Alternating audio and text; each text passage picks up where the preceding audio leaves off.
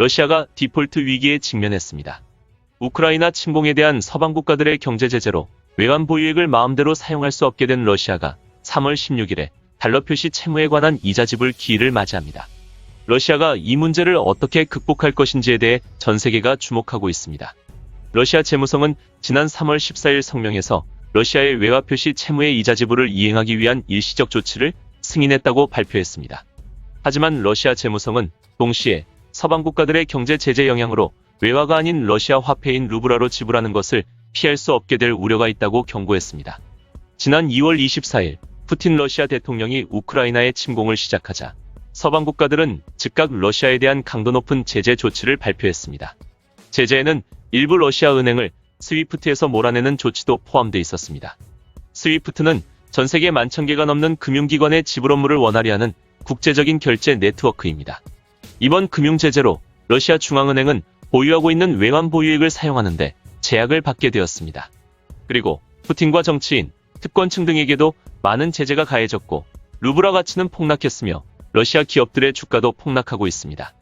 영국 파이낸셜 타임즈 등 해외 언론에 따르면 이달 중 러시아는 달러화 표시 국채의 이자 7억 3천만 달러를 지불해야 합니다. 그중 2건의 달러화 표시 국채에 대해 1억 1,700만 달러의 이자를 3월 16일까지 지급해야 하는 상황입니다. 그리고 이들 채권의 발행 조건에는 루블화 지불이라는 옵션이 포함되어 있지 않았습니다. 러시아 정부에는 30일간의 상환 유예 기간이 정해져 있지만 만약 디폴트가 되면 러시아는 향후 자금 조달이 어려워질 것입니다. 조달할 수 있다고 해도 그 비용은 지극히 비싸게 될 것입니다. 지난 3월 13일 시루아노프 러시아 재무장관은 국영TV에 출연해 이렇게 말했습니다. 그는 우리는 필수 불가결한 수입품의 비용을 지불할 필요가 있다. 식품, 의약품 등 생명과 관련된 물건들이다.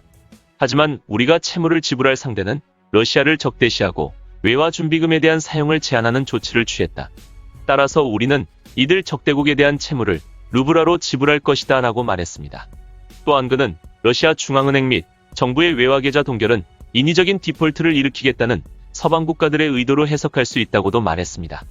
러시아 재무장관의 발언에 따르면 러시아가 보유한 총 6,430억 달러 상당의 외환 보유액 가운데 서방 국가의 제재 영향을 받은 금액은 약 3천억 달러에 달했습니다.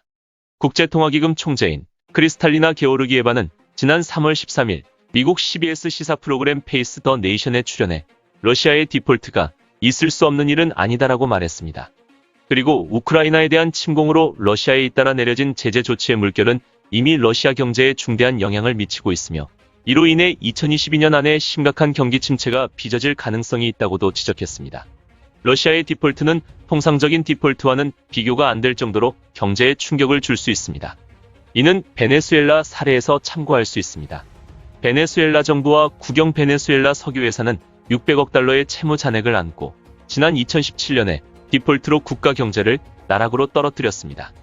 영국 옥스퍼드 이코노믹스의 가브리엘 스터는 시장은 통상적인 디폴트의 가세에 가까운 미래에 채무 재편의 희망이 전혀 없는 괴멸적인 디폴트까지 포함한 가격을 매기기 시작하고 있다고 말했습니다.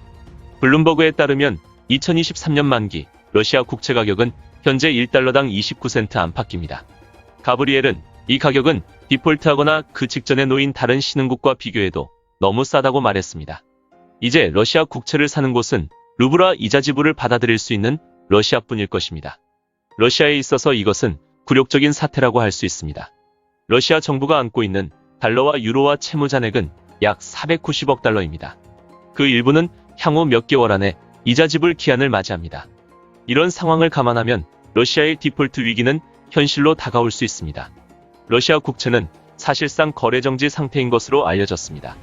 서방 국가들이 취급하는 신흥국 채권시장 인덱스 펀드에서 러시아 국채가 차지하는 비율은 적습니다. 그래서 서방 국가들의 금융기관은 러시아 국채 리스크의 영향을 거의 받지 않고 있습니다.